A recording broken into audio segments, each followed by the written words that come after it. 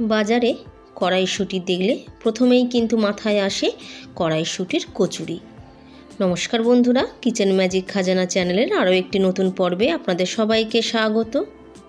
আজ কিন্তু কোনো কড়াইশুঁটির কচুরির রেসিপি নিয়ে আসিনি।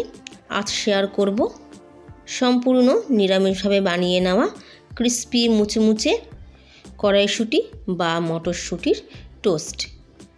চা কিংবা কফির সাথে বা টমেটো সসের সাথে খেতে কিন্তু এটা দারুণ লাগে।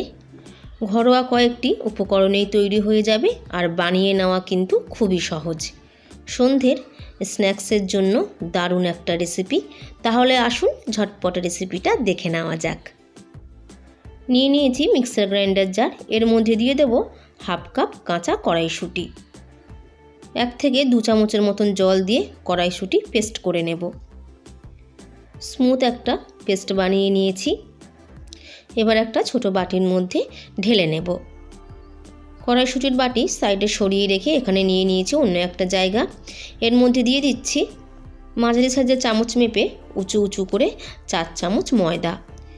এরই সাথে দিয়ে দেব 3 চামচ কর্নফ্লাওয়ার। কর্নফ্লাওয়ারের জায়গায় আপনারা এখানে চালের গুঁড়োও ব্যবহার করতে পারেন বা অ্যারারুট ব্যবহার করলেও কিন্তু হবে। এরই সাথে আমি দিয়ে দিচ্ছি 1 চামচ গ্রেট করে রাখা আদা, হাফ চা চামচ হিং, আর এরই সাথে দিয়ে দেব 1/4 টিস্পুন হলুদ গুঁড়ো, হাফ টিস্পুন চিলি ফ্লেক্স।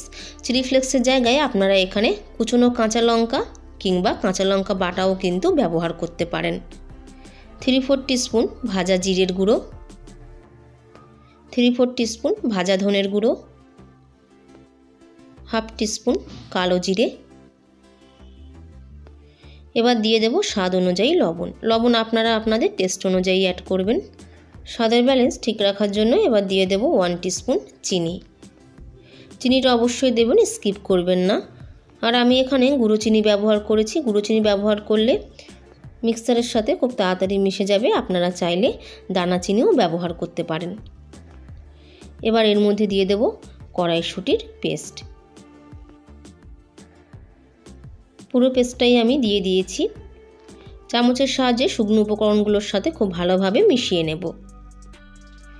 এবার একবারে সব জল ঢেলে না দিয়ে অল্প অল্প করে এইভাবে জল অ্যাড করে একটা পাতলা ব্যাটার বানিয়ে নেব। একটা স্মুথ ব্যাটার বানিয়ে নেবেন। কড়াইশুঁটির ব্যাটার তৈরি হয়ে গেছে। ব্যাটারের কনসিস্টেন্সি এরকম থাকবে। দেখুন, খুব যে ঘন তা কিন্তু নয়, আবার যে খুব পাতলা তাও কিন্তু নয়। এবার কড়াইশুঁটির টোস্ট যাতে দেখতে ভালো লাগে, তো সেই কারণে আমি এর মধ্যে দিয়ে দিলাম 2 টিস্পুনের মতন গ্রিন ফুড কালার। এটা দেওয়াটা পুরোপুরিভাবে অপশনাল, থাকলে দেবেন, না হলে স্কিপ করবেন। দেখতে শুধুমাত্র ভালো লাগবে, তো সেই কারণেই কিন্তু আমি অ্যাড করেছি। কালারটা ব্যবহার না করেও কিন্তু আপনারা বানিয়ে নিতে পারেন। সব শেষে এবার আমি এর মধ্যে দিয়ে দিচ্ছি অল্প একটু পাতিলেবু রস, আর এর সাথে দিয়ে দেব বেশ খানিকটা কুচিয়ে রাখা ধনেপাতা। আবারও একবার ভালো করে মিশিয়ে নিয়ে মিক্সারের জায়গাটা সাইডে সরিয়ে রাখব। টোস্ট বানানোর জন্য নিয়ে নিয়েছি এখানে 3টে স্যান্ডউইচ ব্রেড। সবার প্রথমে একটা চাকুর সাহায্যে একটা ব্রেডের মাঝ বরাবর এইভাবে কেটে 2 টুকরো করে নেব।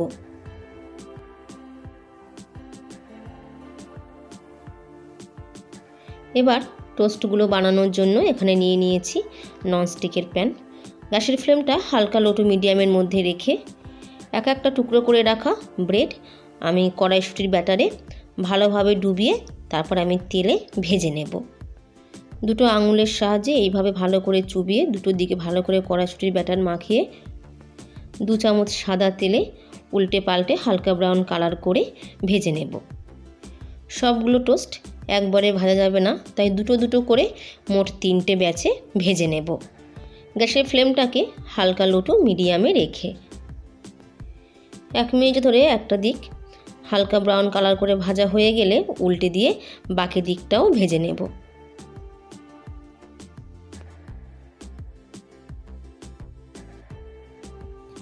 তিন থেকে 4 মিনিট ধরে এইভাবে 2 থেকে 3 বার উল্টে পাল্টে চারদিকটা বেশ ক্রিস্পি মুচমুচে করে ভেজে নেবেন।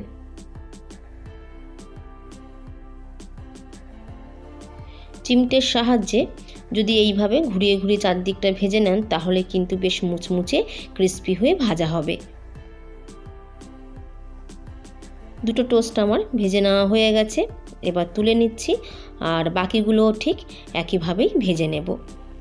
আর এই টোস্টগুলো ভাজার সময় কিন্তু খুব বেশি তেল অ্যাবজর্ব করে না। এই শীতে বাজারে কড়াইশুঁটি থাকতে থাকতে কিন্তু এই নতুন ধরনের রেসিপিটা একবার হলেও ট্রাই করবেন।